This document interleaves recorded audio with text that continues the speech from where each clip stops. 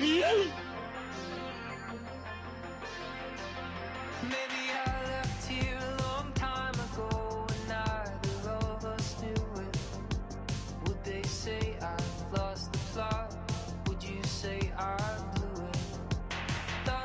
right, good morning, folks. Today is Monday, April 17th, 2023. Welcome to episode number 346 of Simply Cyber's Daily Cyber Threat Briefing Podcast. I'm going to start calling it podcast because YouTube's leaning in wicked heavy to podcast. So let's say podcast. Let that auto subtitle generator hear the word podcast. All right, good morning, folks. Welcome to the show. We got a great one for you over the next 45 minutes. Me, you, Terrence Banks, Peter Lee, Anusha Jaides, Marcus Seiler, Jim Wales, Tom Bishop coming to you across the pond, and so many others of the Simply Cyber community are going to be shredding the top news stories of the day. And I'll be providing my opinion, my analysis on each of those stories on what it means to you as a practitioner. So how can you operationalize it at work this week? Long-term vision, strategic planning, or if you're looking to break into the industry, we've got you covered because you will absolutely be asked in a job interview, how do you stay current?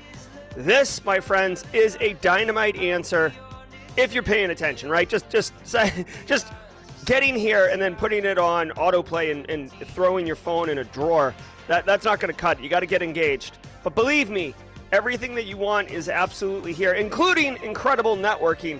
Meet Anesh knows what's going on there, current baton holder of the Simply Cyber Community Challenge. But enough about that.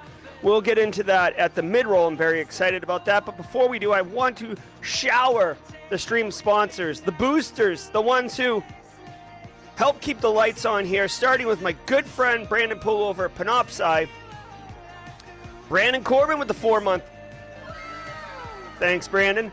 Guys, check it out. Panoptcy Security can help you with your quantified risk assessment needs. But Jerry, do I need a quantified risk assessment? Well, friend, allow me to help answer that question.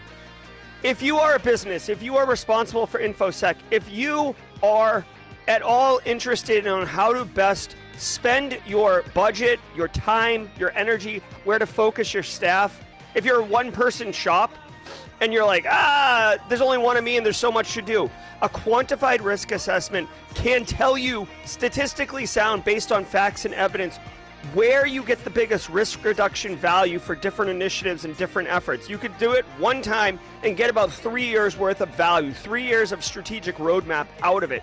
It is an incredible capability, and Panoptcy knows how to do it incredibly well. So if you're interested, contact Panoptcy Security. Budget season's around the corner, guys. If you're on the traditional June, July fiscal year end, budgets typically need to be in by like March, so CFO office can do all the things and earmark. And so don't sleep on it. Get yourself a quantified risk assessment. Make great stocking stuffers. Also want to say shout out and love to XM Cyber. XM Cyber, if you guys don't know, is a player. Let me find my read here.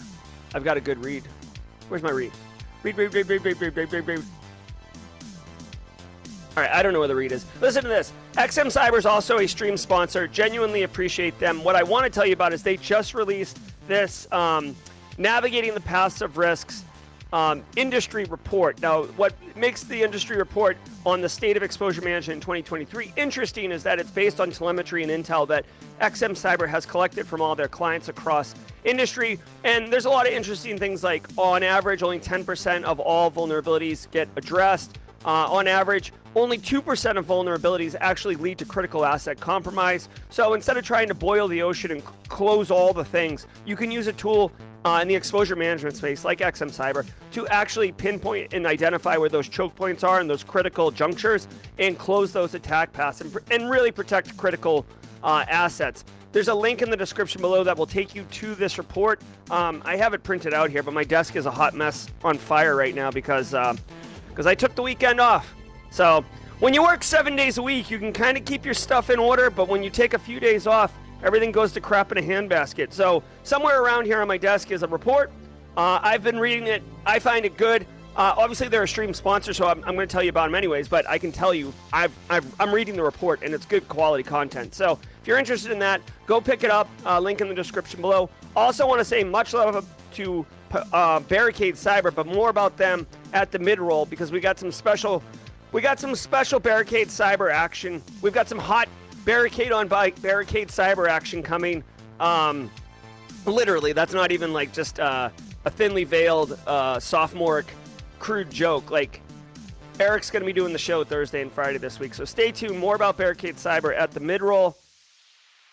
I want to remind each of you that every episode of the Simply Cyber Daily Cyber Threat Briefing is worth half a CPE. Let's go. So if you want, say what's up in chat, say hello, and we will absolutely, you can go back, you can take a screenshot, you can just remember where you said it, whatever it is, and that'll be documentation. Who got the SEC? Shakira with the SEC Plus. Yes. Yes, Shakira. Just picking them up, putting them down. Picking them up, putting them down, crushing it. That's what I'm saying, guys. Nailing it, nailing it, nailing it. Congratulations, Shakira. Excellent accomplishment. Very pumped about that. In the CPE portal, this would be like a I would consider this like a webinar or a threat intel briefing. I can go and look. It's not class. It's as close to like a webinar as there is. In fact, I've still been flirting with like how to do like a Zoom so you guys could register. So there's 0 question. But if you are here live, I see 172 of you coming in strong on a Monday morning. Thanks, J-Mac. Exactly. Coming in strong on a Monday morning, 175 of you. We will continue to grow. We've been averaging, guys, and this is all because of you, around 230 individuals live and stream, and another 1,000 on Team Replay. So holla, holla, holla. Genuinely appreciate all of you individually and as a collective. Hashtag Team Live in chat. If you are on replay, hashtag Team Replay in the comments. I do love engaging with y'all in the comments and just saying hi and stuff like that. Hashtag Team Hybrid for the internal stranger who likes to get here a few minutes late and then boogie down on 2x until we catch up in real time. So if you're Team Hybrid, that means you caught up to us in real time on the stream. And then my absolute favorite, hello, hashtag Passive Observer. If you are in chat live right now with us and you have never chimed in, you've never said hi, you've never done any of the chat stuff, and you want to and you're just nervous, imposter syndrome, shy, socially introverted, whatever it is, whatever your situation is, I implore you to take the first step. Put your hands on the keyboard, type in hashtag Passive Observer, and get the ball rolling on building your own professional network. It will be so incredibly valuable. Believe me, I cannot stress it enough. It's so, so valuable. Hashtag Passive Observer. And to the rest of us who are all out in the open, bumping into each other like a social peace love soft mosh pit. When the Passive Observer says what's up, get him in here. Etakudo, good to see you. Minky D, yes, hashtag Monkey D, Passive Observer, good to see you. Patrick Vance, hello. Jay Smith, what's up? Hey, Osen, good to see you. I love it. All right, guys, so let's sit back and relax. Let's get to the news. I had a long weekend. We'll talk at the mid-roll. We got some jaw jacking action to catch up on. Hey, Jared K, good to see you. All right. Sit back, relax, and let the cool sounds of the hot news wash over you in an awesome wave. From the CISO See you at the mid-roll. Series, it's cybersecurity headlines. It's Monday, April 17th, 2023. Microsoft warns of Remco's rat campaign targeting tax accountants. Just ahead of U.S. Tax Day, Microsoft has observed a new Remco's rat campaign targeting U.S. accounting and tax return preparation firms. The phishing attacks began in February and aim at tax preparation organizations, CPA and accounting firms, and professional service firms dealing in bookkeeping and tax. Crooks are using lures masquerading as tax documentation sent by a client. The message contains a link that points to a legitimate file hosting site where the cybercriminals have uploaded Windows shortcut.lnk files. NCR suffers point of... All right. So, a couple... Ooh, yeah. Hey, haircut fish. Look at what we got here. All right. So, guys, a couple things with this story. I had a long, relaxing weekend with my family and one of my absolute closest friends' families, and I should be totally relaxed. And the second I see this story, it's a good thing I don't have the spicy button on the soundboard right now. I do have to fix that. But what are we doing here? Okay, first of all, it is tax season in the United States. Every tax season, there's a massive uptick in activity around phishing campaigns, typically attacking individuals, right? So, going after my Aunt Dorothea, going after whomever. You don't really hear about it going after tax firms that I know of, but, in all reality, it's way easier in 2023. Like, why would I be attacking individuals when I can just go, like, why am I trying to, I guess, just sip milk when I can go to the cow and get it myself, right? And that's a terrible metaphor. But my thing is, like, go to where the source is. It's all there. So attacking accounting firms is good. Now, let me tell you why my level of is through the roof, okay? And maybe my threat intel friends can walk me back off the ledge, right? Wish you would step away from that ledge, my friend.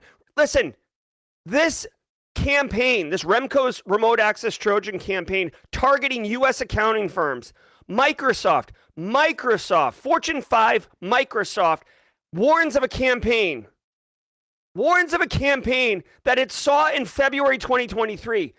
Hello, it is mid-April. What are we doing? Like, dude, if anything, this is like a post-mortem. If I'm an accounting firm and I'm seeing this today, I'm like, like I've been compromised 4 weeks. 4 weeks. The campaign is over. The threat actors have already scored their hits. They've already exfilled their data. So like at this point, this information isn't threat intelligence. This data to me is, basically, hey, check to see if you were pwned or not. Like, there's no forward-looking opportunity here. Like, you're already hosed if you're hosed, and if you're not, then you're not. But like, it just annoys me, man. Like you had this information. Now, I will say, potentially, FS ISAC, Financial Services ISAC, I don't subscribe to FS ISAC. The ISACs are industry-specific or area-specific, kind of like you have to be, kind of read in to get access to this threat intel. So it's it may be possible that this threat intel was shared within closed communication channels. And since I'm not in the FS ISAC, I didn't see it. But I have somebody do my taxes for my family, okay? I saw this as I was prepping the show, and I emailed them immediately. And I even put in the email, you probably already hosed if you're hosed, but, this is what I do for a living, so I felt compelled to share it with you. Like, fingers crossed.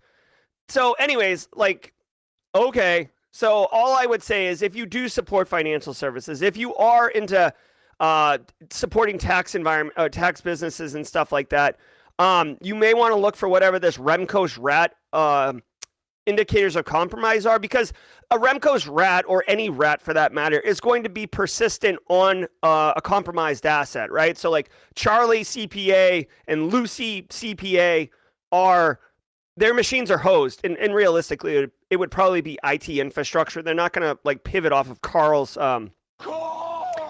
laptop as a foothold, or as a persistence mechanism. Like, these threat actors want to embed themselves into the IT infrastructure, machines that don't go off the network, machines that don't get powered down, machines that don't get patched, because we can't bring it down, Jerry.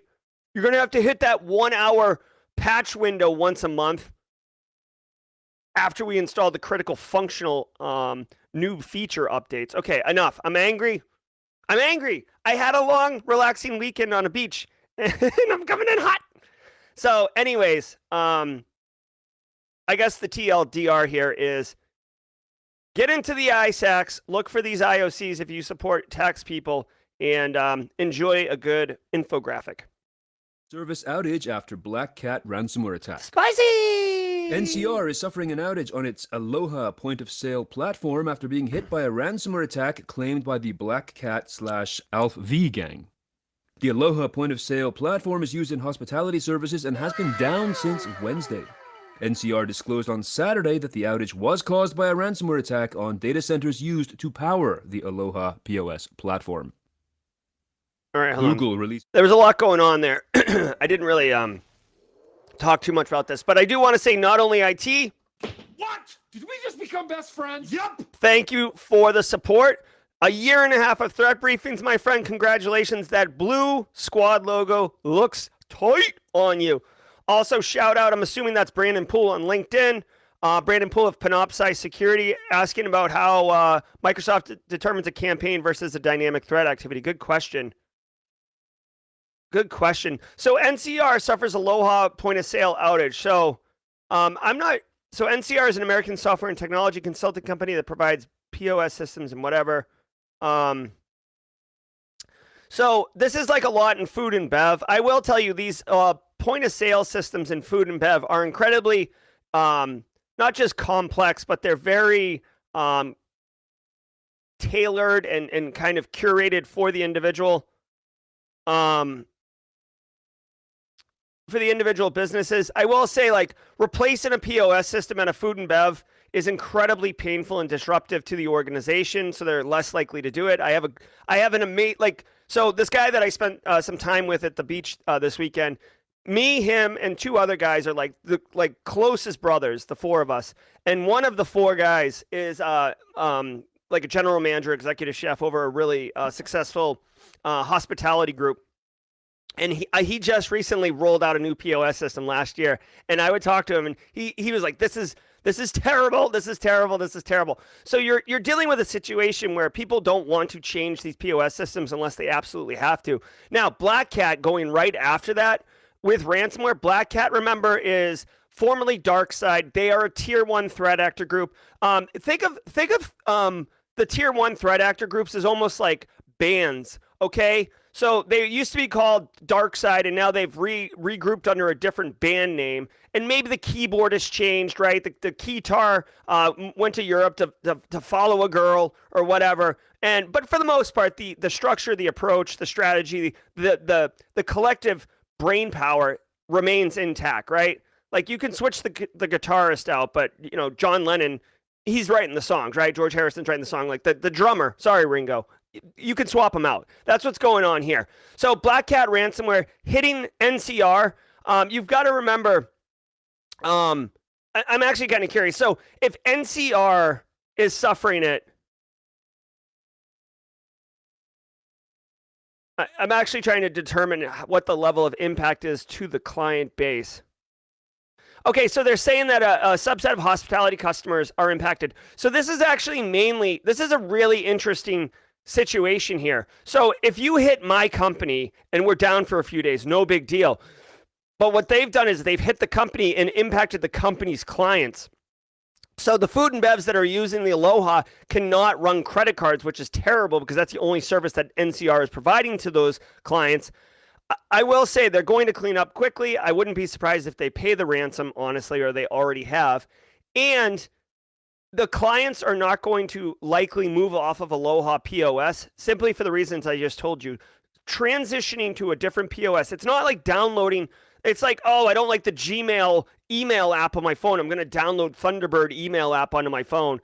Like, wipe your hands and you're off and running. No, it's like massive. There's workflows. There's educating the staff.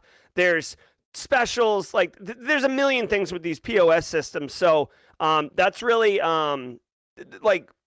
that's the one thing they've got going for them. So anyways, it just goes to show you, Black Cat, that they're not discriminatory about who they attack. I will say that they do not attack, if I'm almost positive, they do not attack hospitals intentionally. But this is like a perfect victim for them, right? A commercial for-profit retail business that collects money, right? There you go. So if you're in this space, you're already impacted. If you actually work in food and bev, or you used to, Gary Sturgiadis, if you're here, I'd be curious if anyone's hearing about impact. I'm going to talk to my buddy to find out if there's any impact. But can you imagine not being able to take credit cards or take orders at a restaurant? Oh, that's devastating. This urgent Chrome update to fix actively exploited zero-day vulnerability. Google released the out-of-band updates on Friday. Tracked as CVE 2023-2033, the high-severity vulnerability has been described as a type confusion issue in the V8 JavaScript engine. The company acknowledged that an exploit for CVE 2023-2033 exists in the wild, but stopped short of sharing additional technical specifics or indicators of compromise to prevent further exploitation by threat actors. All right. So what does this mean to you? First of all, if you use Chrome, you should just be in the habit of like right-click about. I do wish that Google Chrome made it even easier to update, like just an update button. The fact that you have to go into About Chrome isn't intuitive. Okay, so you should update your Google Chrome on your phone, on your workstation, on your laptop, on your iPad, wherever it is, update it. I don't know if the iOS ones are equally impacted, but it's a vulnerability in the JavaScript engine. So JavaScript runs code locally on your box inside the browser, okay? Because it's, advanced and complicated and can run code, threat actors can exploit it. Now, there's an uptick in activity. They're saying that it's actively being exploited. So how could you be impacted by this one, okay? Oh, Jay Smith does have an update button. I must not have the, I got the old one. Okay. All right. Yeah, actually, you know what? I have seen that. It changes color, doesn't it? It does. Okay, so here's the deal. Update your Google. Educate your end users to update their Google if you can, okay? Now, really quickly, how could this be exploited? Now, to me, okay, yes, thank you. All right, I'm getting peppered here by mods and people. Google's got a button. They took my feedback instantly just now. The feedback, okay? I'm just going to put my head in my sand and be stubborn about this one. So here's how this could get compromised, right? This is a great little use case of like, oh, how could this be compromised? It's not like threat actors are actively running around and jiggling Google Chrome door handles to see what's up.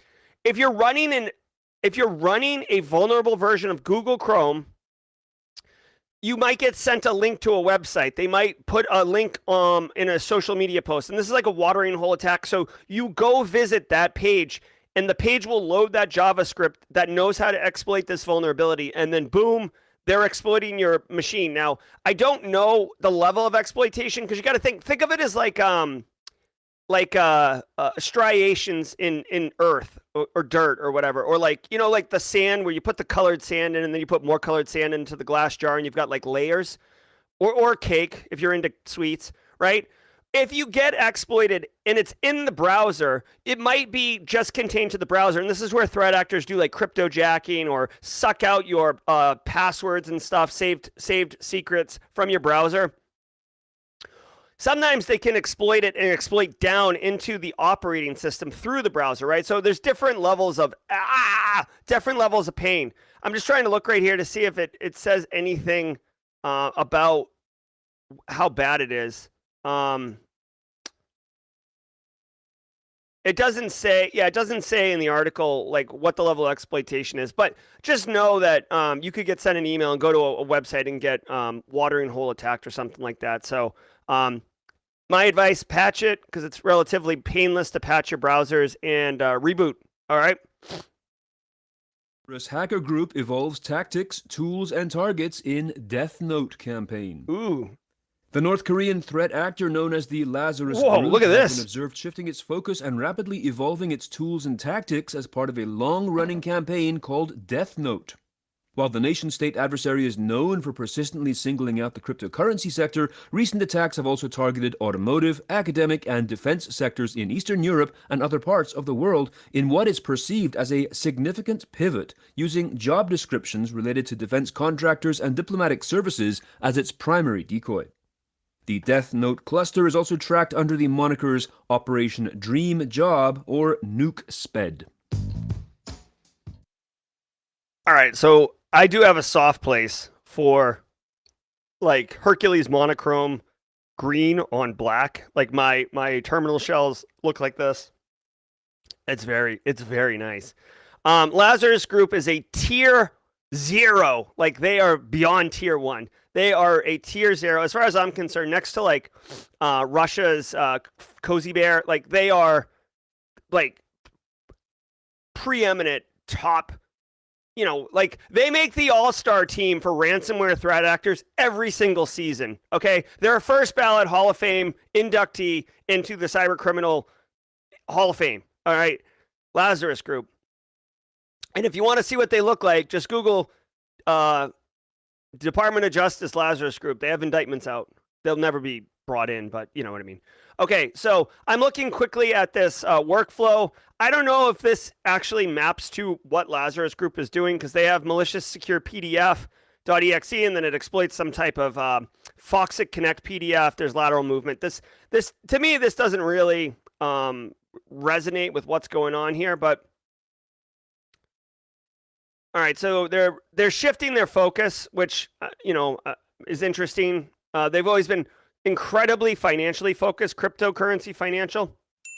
I'm a crypto evangelist. I love it, love it, love it. The thing with them is Lazarus Group has the largest cybercrime attacks, like probably like the top 4 in history. Okay. Bangladeshi bank heist for $1 billion. They didn't succeed, but that was them. Axie Infinity Ronin Bridge, successful, $600 million. There was just another one like last week or 2 weeks ago. I'm blanking on it, but Lazarus Group was attributed for some massive attack just recently. Someone let me know. Like my brain is not firing, but there's another one. Like anyways, they are elite hacksaws. Okay, so they're changing their focus with Death Note. Joel Belton, who's a threat intel specialist, said that it is particularly bad, so your ears should perk up. I'm looking to see. Yeah, of course they target crypto.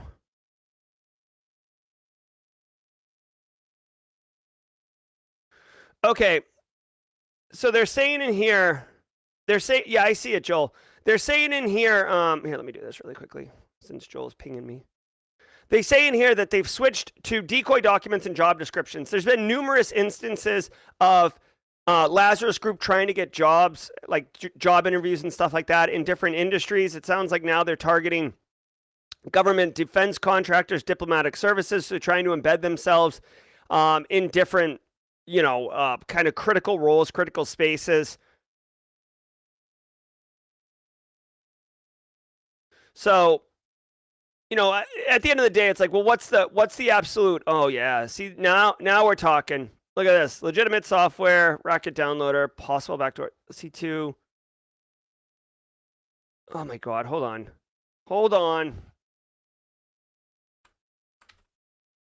Oh, I hate when that happens. So they're dropping Trojans. They're embedding. The idea here is not for them to get the job. The goal here is to have someone in kind of a sensitive position download and execute malware on their box. If you're practicing defense in depth, good pictures. Good pictures. Brandon Poole, you just buffer overflowed my mind. I read the word Sony Pictures there. Now look, guys, like you could see in the graphic here, they're running, like they dump creds using Mimikatz. Mimikatz is noisy. Like almost any practical piece of EDR technology, security technology is going to detect Mimikatz.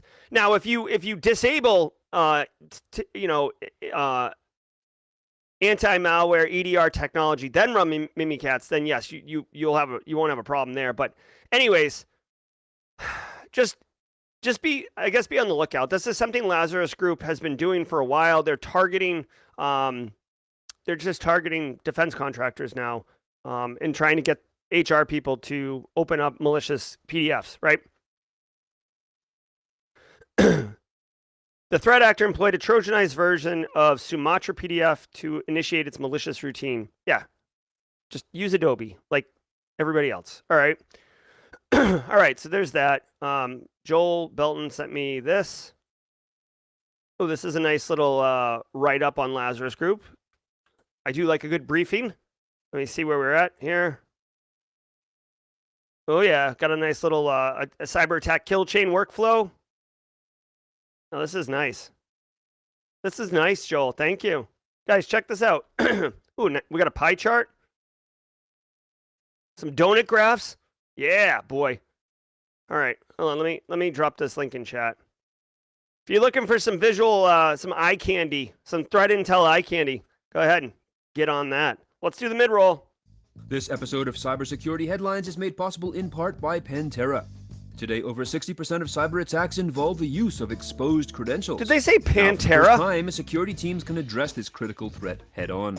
Pantera collects an organization's leaked credentials and automatically Pantera tests their exploitability across the external and internal attack surface. Pantera's customers find that leveraging the Pantera automated security validation platform as part of their exposure management strategy increases their ability to identify security gaps, improves the efficiency of remediation processes, and maximizes their security readiness. To learn more, visit Pantera.io. That's Pentera.io.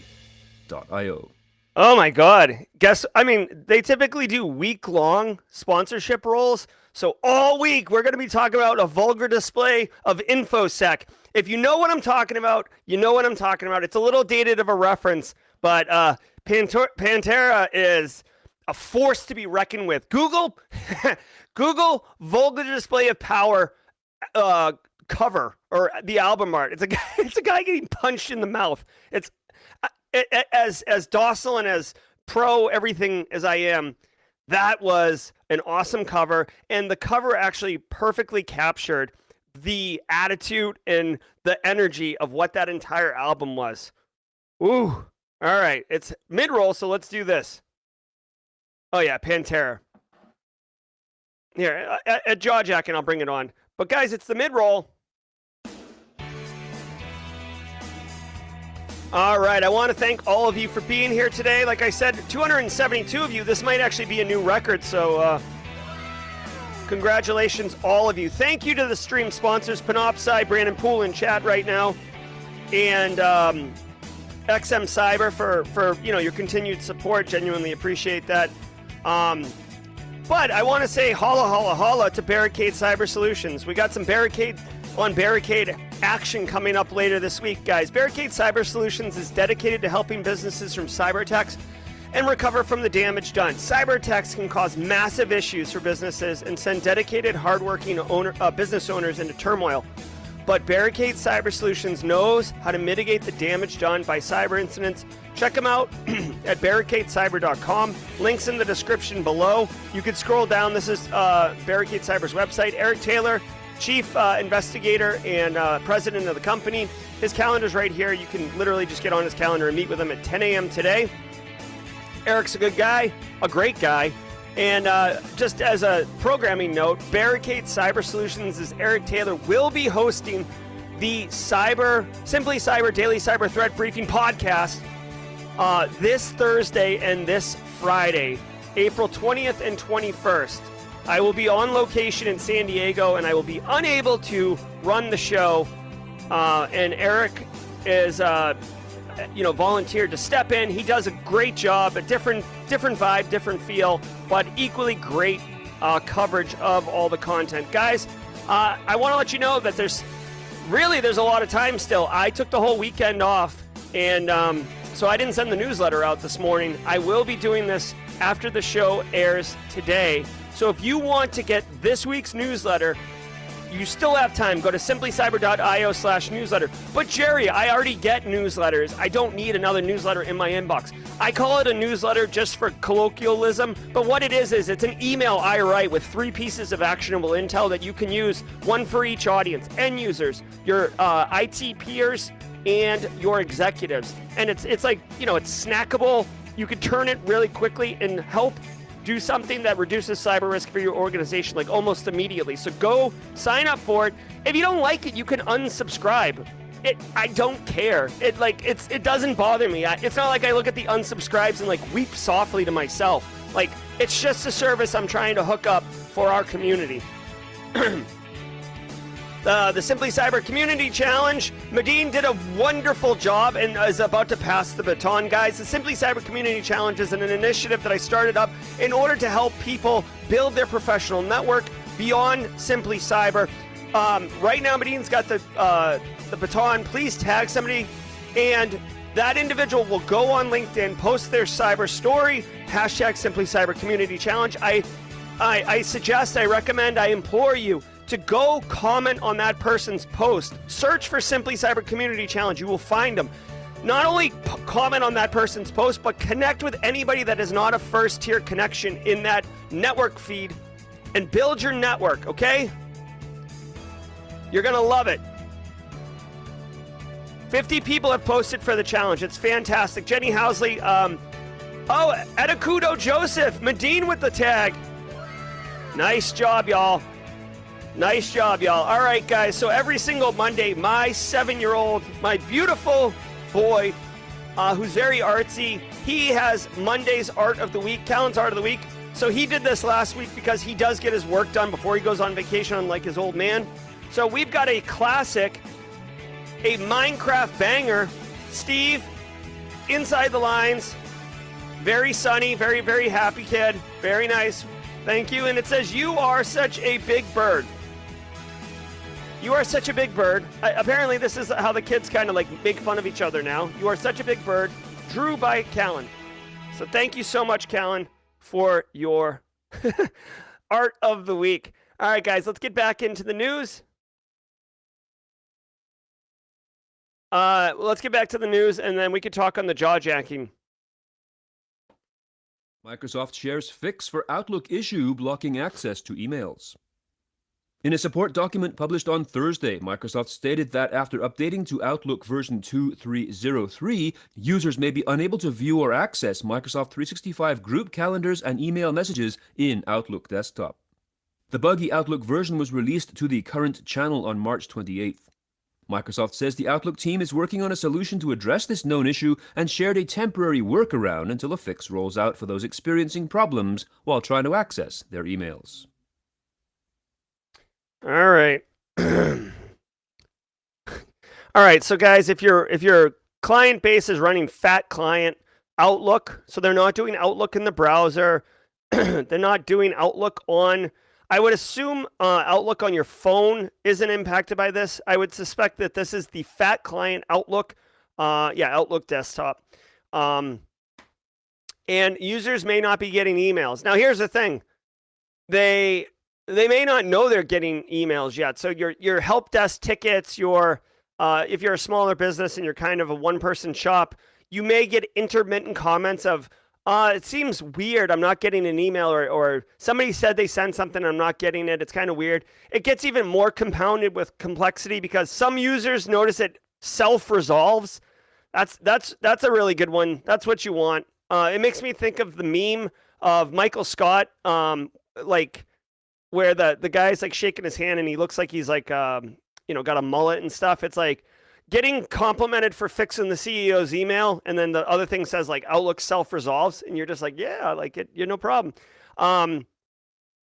This is just an ongoing thing, right? It says the buggy version was released 2 weeks ago. Again, threat intel, guys, it expires quickly on the Vine. March 28th, it's April 17th. Chances are you've already got the email complaints. You've already had, Sammy in your office, like banging on your desk, talking about how Outlook's not working. And I'm sure IT support probably told them to use the browser version until further notice. Oh, there is a workaround. All right, so just be mindful. Oh yeah, this is what you want. Open a command prompt, run as an administrator. This is not what you want to tell Carl. You don't want Carl to know how to open a command prompt and run it as an administrator. Okay, so there is a workaround. It looks like they're going to send an updated fixed out version in May 9th on Patch Tuesday. So just be mindful of this. You might be dealing with this headache for a few weeks. German arms manufacturer Rheinmetall confirms cyber attack. Yes, thank you. The attack hit Rheinmetall's business unit that serves industrial customers, particularly in the automotive sector. Although it is unclear who is behind the attack, the Russian hacktivist group Killnet posted a message on their Telegram channel last month urging its followers to launch a distributed denial-of-service attack against Rheinmetall. The timing of the attack aligned with Rheinmetall's talks of constructing a new tank factory in Ukraine. The war in Ukraine has turned Rheinmetall into one of Europe's most important weapons suppliers, which makes it an attractive target for nation-state hackers. Siemens. All right, hold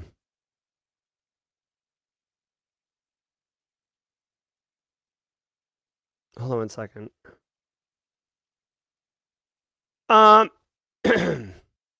Okay, so a couple things. This story got a little confused. I wish they hadn't done that. So listen, this German arms manufacturer is building a tank plant in Ukraine. Obviously, they're suspecting that the conflict in Ukraine is going to last a little longer. You don't build a tank factory with expectations that the thing's going to resolve before the tank factory's done, okay? So that's a concern.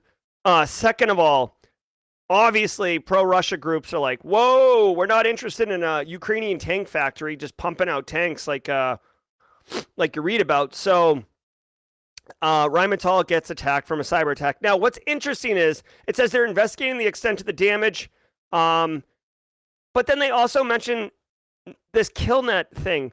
So two things. One, so Killnet is a pro-Russian group, and all they do is denial-of-service attacks, okay? As far as I know. So a denial-of-service attack is fun and cute, and it can be effective, but at the same time, denial-of-service attacks have an inherent weakness that you need to maintain the network traffic being spewed at the victim in order to maintain the denial of service. The second you stop spewing data, the denial of service attack ends. So, for them to be investigating the extent of the damage, it's kind of weird. It almost makes me think that perhaps there was a coordinated effort between a couple different pro-Russian groups who have probably an internal chat channel or something like that, and they just kind of collectively attacked at the same time.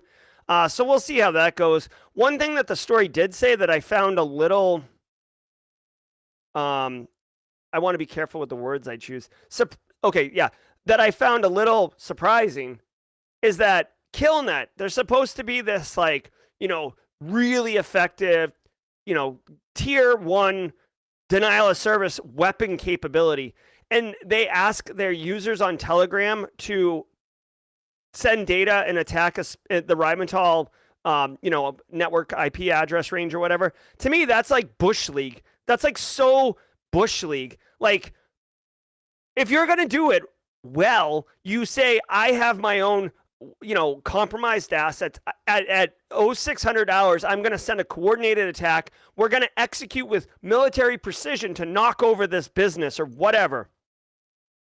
And then, but now it's like, hey, Telegram users, everybody go. Like, that is not surgical precision. That is like that's just like yelling, like, let's do this. Like, and like, so it's going to have no effect if only a couple hundred people do it, or they do or I do it at 9 a.m. and you do it at 10 a.m. and whatever. It's like, it's kind of silly. I can't read that. Joel, that's too small. But it just, to me, it's Bush League, right? Simply Cyber.io is going to get knocked off the internet later today. Hopefully not. But my point is, it's interesting the perception that's projected by these threat actor groups versus the reality of how they execute, right? And I'm not taking anything away from like the tier zeros, like the Lazarus groups and the Black Cats and stuff like that. But it's just funny to see like, let's attack this person. It just seems Bush League. All right, thank you. Metaverse exposes sensitive data. You guys remember the Metaverse, right? Metaverse, a platform that aims to create digital twins of its factories and offices and built in partnership with NVIDIA, has been found to be leaking sensitive information, which, if picked up by threat actors, could have devastating consequences for the company and other corporations using its services. On March the 1st, the Cyber News research team discovered an environment file hosted on a metaverse.siemens.com domain that contained comfy app credentials and endpoints.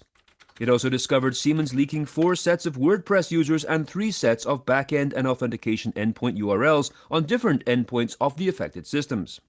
The most worrying discovery, according to Cyber News, was that of exposed office management platform Comfy App user credentials. Siemens, on the other hand, says it considers the issue to be non-critical and added that it had been mitigated. Last week in... All right, so... All right. Yeah, so with just to go back to that story, with the Killnet, if they had 9,000 people on their Telegram channel, right? And let's say, and I'm being super, super conservative, let's say they're not all into being criminals, right? There's a lot of threat intel, SOC accounts, you know, Microsoft's threat intel group, Cisco Talos' group, Google Tag. Like, there's a lot of non-people who are operating on those things. So let's just say 10,000. I mean, you tell me. I don't know what the number is, but I think a very conservative estimate would say 30% are not actual criminals. They're threat intel people. Could be higher than that. So if I launch a denial of service attack with 6,000 nodes all coordinated at the same time, I just don't know if that's enough if you have decent security controls in place to handle the load of a denial of service attack. Okay, so Siemens gets compromised. Looks like they had API security issues. Again, I genuinely want to take the API security course on TCM security. This doesn't surprise me, guys. Siemens Metaverse. Siemens, I worked in healthcare. Siemens, if you Google Siemens digital twin, like Siemens is all about this idea that they can recreate like anything, human manufacturing plant in a virtual environment. And that way you can iterate over different ideas and approaches and see what it would look like. In theory, right, according to the pamphlet, this is brilliant, right? So now you don't need to roll out whatever. You don't need to change the workflow of the manufacturing plant to do X, Y, and Z, because you can do it virtually in a similar twin and see what happens to it, right? This Rheinmetall tank plant, maybe there's like 8 different ways to lay out the workflows, and Siemens can lay out all 8, run simulations, and then tell Rheinmetall, dude, this is the absolute best way to set up a tank manufacturing situation. Okay, so they get compromised. Sensitive data, no surprise. Yeah, Killnet does have a huge botnet. It's just, that's what I'm saying. It's weird that they asked Telegram users to attack. It just, all right. So Siemens said they cleaned this up. I don't know. These guys are definitely moving fast and breaking things and not really caring about it. I just want to point out one more thing. It's definitely easier to ask for forgiveness than permission. Siemens made, and this, I had to read this twice, $71 trillion in revenue. Straight cash, homie. Dude, 300,000 employees. They're going to have insecure APIs. They're going to have misconfigurations. This is a massive business with massive money. This business has more employees than many countries have citizens. This business has more annual revenue than most companies' GDP. Okay? They're going to have all sorts of problems. And I really suspect that, it's a calculated risk that they're like, no, like, we'll just pay whatever fines are possible and let's just keep on moving. Okay? So, you know, the tricky thing is, when I was at MUSC and Siemens was bringing in this digital twin, dude, they were like a juggernaut coming in. I want to be careful about what I say. It's not like I had any NDAs or something like that. But being able to introduce InfoSec concepts to this initiative was met with like a Heisman pose, open palm to the face. Whoa, hey, like, can we actually look at this? Nope. Nerd. We got this. Who has access to all this data? Shh. You're cute. But you're not even getting remotely close to the Siemens stuff, Jerry. See you later. And it just, it could be a different business. It could be GE Healthcare. It could be anyone, right? Just Siemens, $71 trillion. Whew. Ransomware. Last week saw Yum Brands, owner of KFC and Pizza Hut, sending data breach notifications for a ransomware attack in January, and a UK outsourcing organization remaining silent on details surrounding a Black Basta ransomware attack that occurred earlier this month.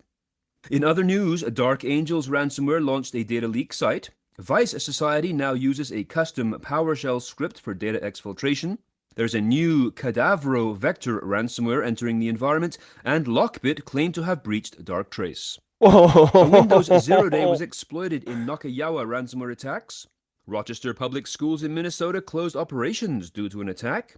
Klopp released 16,000 student documents in Tasmania. And the police department in Camden County, New Jersey confirmed that it was hit with a ransomware attack in March. Just a reminder that there will be no Super Cyber Friday discussion scheduled this week, but that doesn't mean the end of your work week will be bereft of live. All right, so let's do this. I do like playing music underneath. Let me know if the volume of the music is too low or too high. I have it at 50 right now, so just let me know. All right, guys, so it's Monday, so they always do kind of a weekly roundup of different ransomware attacks for us. Find your industry, bookmark the story, use it in your budget requests, use it in your end user awareness training. There's always good stuff here. If you're uninitiated or you're new here and you read this bullet point and think that it's like interesting, it's not. Like a custom PowerShell script for data exfil, like, what are we doing? Like, okay, so it's not commodity malware, but you're already screwed, right? You should be looking for a PowerShell script that calls some network connection and pushes data out. Like, there's multiple things about this that is both not interesting and also informing on basic security detections you should have in your place. The one thing that they mentioned here that I found wildly interesting is Lockbit is claiming that they have compromised Darktrace. Darktrace is a EDR company that, and I'm going to use the term AI here. Shall we play a game? They were early on the AI train. Okay, so Darktrace does EDR, and they've been like, I'd say 2015 they came around, and the idea behind it is you don't need to do detection tuning, right? If you've done SOC analyst work and you like write a detection rule to detect Mimikatz or whatever, and then it fires and stuff like that. Darktrace's argument here is that like AI will do that. You don't need to do this. Now the downside, as told by me by an industry professional who's in chat right now, who I won't dox, but somebody who's used this told me that the downside is it's so restrictive that any practitioner that really wants to do detection tuning cannot do it. It does not allow you to do that. So that's a massive shortcoming. But dude, they are a darling in the industry. Like I would consider them an actual, what do you want to call it? An actual like unicorn in the EDR space. So you could see here, they've been having a tough time here. Jesus.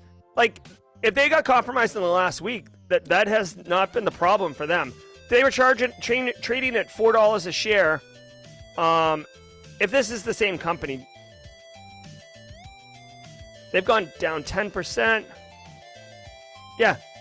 So it looks like they're in a hot mess on fire already, with financials reporting and stuff like that. See, this is weird. What is this? $264. The graphic I was looking at just a second ago said $3. That is a substantial difference in stock price, right? So, to be honest with you, the $247 makes a lot more sense. The $3 was a little confusing to me. These guys have been a darling.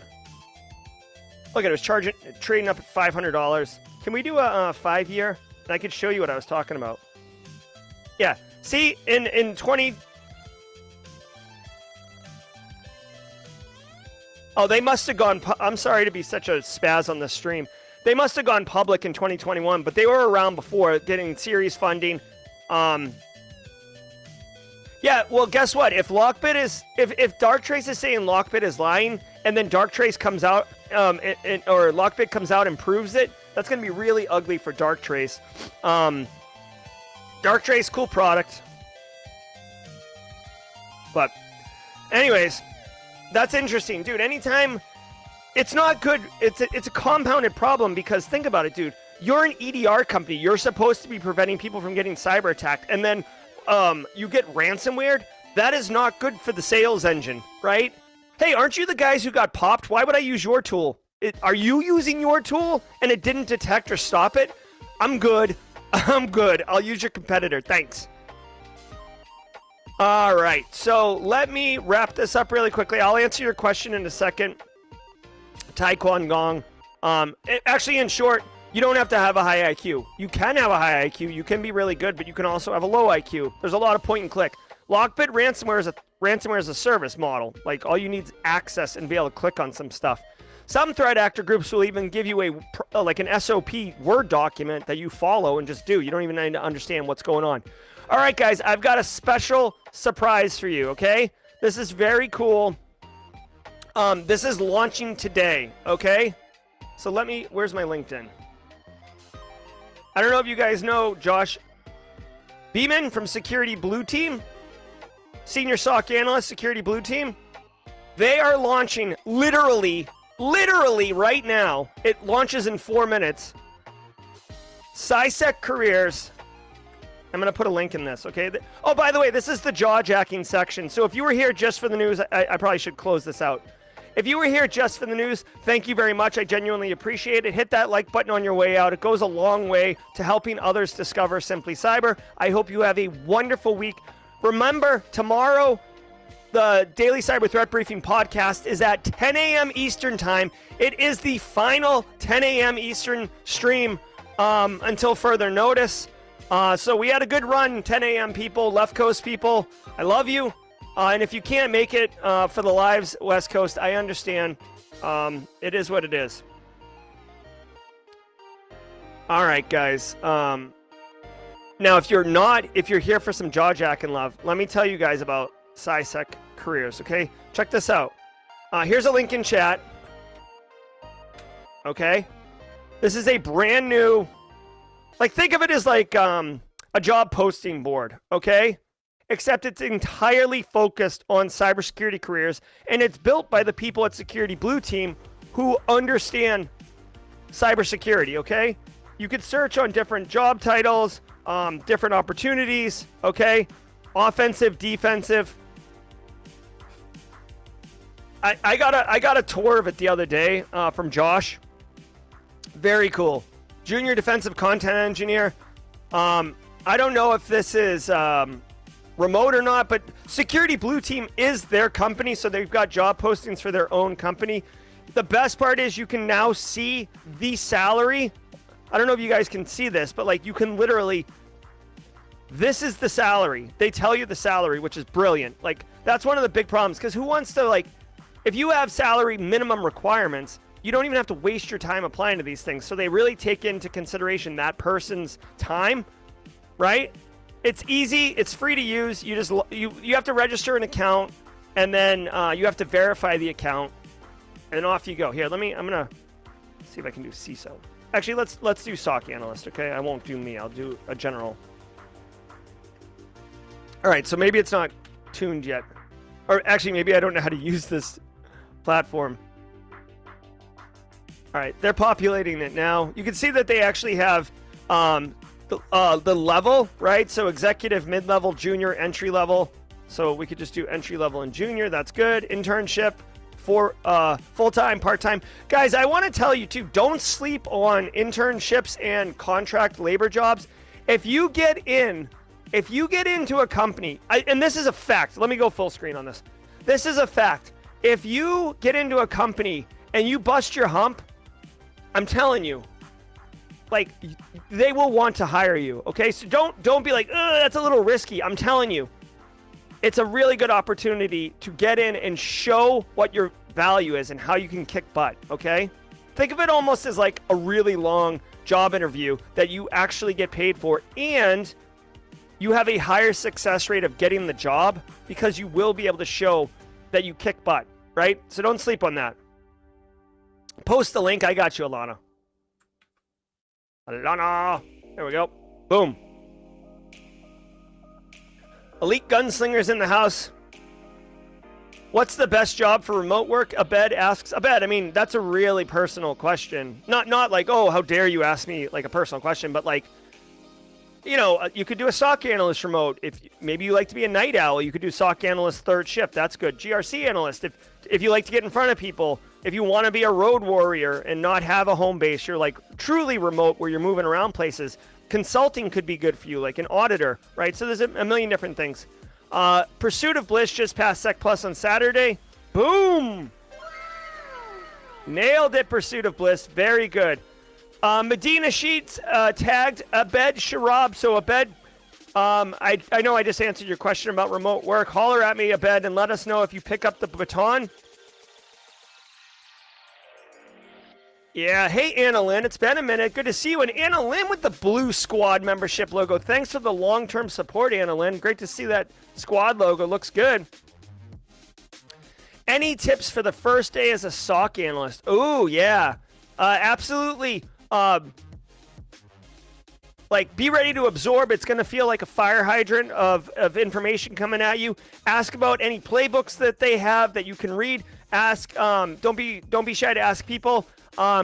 Get used, expect like an adrenaline dump, and to kind of get desensitized to it after a little while. But at the beginning, when you start seeing, you're going to see bad things on the network, and they might be false positives. They may not be real.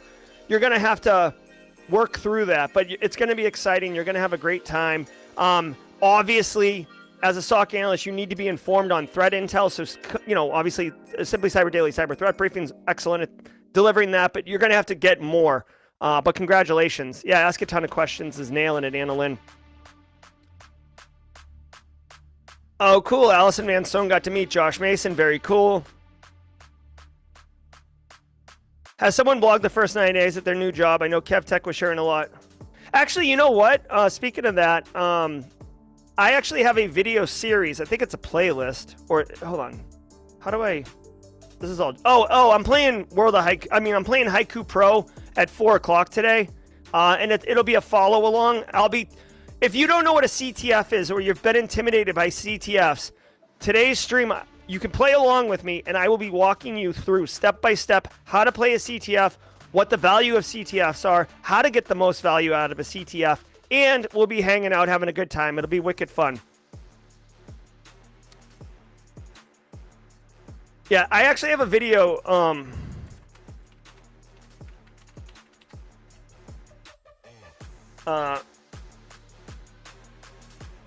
So I have a video on my channel right here. I'll share this with you. This is an old one. You can see my background. 149 likes. Thank you. So whoever asked about the first day at the SOC, I'm sorry, I can't remember, but I made this video. This video is how to crush your first 90 days, exactly what to do. And I'm telling you, walk right through it. I'm with Stefan Semmelroth. There he is right there. And we break it down. We break it all down. Look how serious I look there. Jesus, Jerry, calm yourself. Whew. Why am I so serious? There we go. Now I got a little smile on the face. Dude, I'm intense. What are we doing? All right, I got to get out of here. I'm like freaking myself out with how intense I am. All right. Yeah, I am pretty pumped that typically I do have a video for that.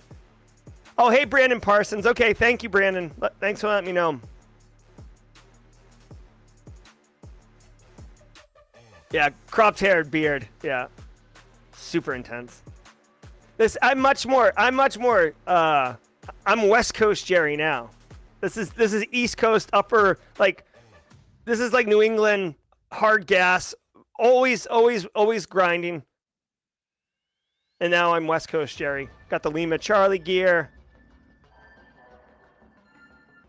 Didn't do the newsletter yesterday. Jeez. Would you invest in OSCP, sir, to just study and don't sit for the exam? So Abula Niazi asks whether or not to invest in the OSCP. I would say it is worth investing in. Okay, so like even if you can do all the stuff on the OSCP is still considered a very valuable cert to unlock opportunities. PNPT is another excellent one that is gaining massive traction. So I would do that. But the OSCP one, even though the OSCP one is more about like just how to pop boxes and less about the pen testing engagement, it still is considered a gold, standard kind of cert. I'll be in San Diego on Wednesday night, so maybe I'll be like ultra West Coast Jerry. Hot mess Jerry, letting the hair go long, no newsletter. What's next? Oh god, even reading that, Alana, made me gag a little bit. Yeah, today's stream is at 4 p.m. Eastern time. The Haiku Pro one, yes. Hack the Box has a good pen test cert, 10 days long exam, very cool. Which one would you do first, OSCP or CEH? Oh, I mean, those are two wildly different tiers. I mean, CEH is entry level, OSCP is like professional level. My honest opinion, my thoughts only, as a practitioner, the CEH is not perceived well. Practitioners think that the CEH is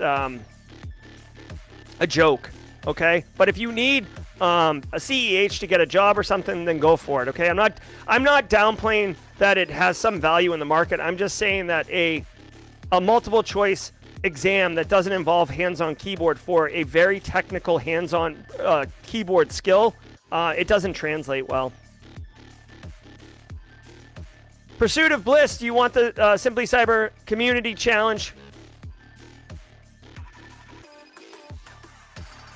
All right, we're a couple minutes over here. I'm going to get out of here. But guys, remember, just check out the SciSec Careers. If you're looking for a job, if you're just looking to support the community, this is, again, Josh Beeman. Josh Beeman from Security Blue Team, CEO. I had a call with him like 2 weeks ago. We talked about it. It's very cool. Giddy up on it.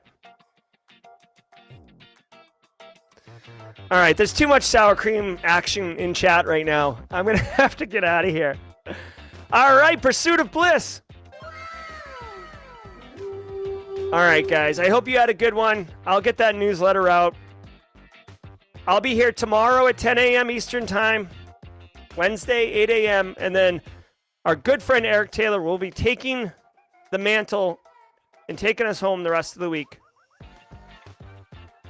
Take care, everybody. Thank you all very much. Until next time, stay secure.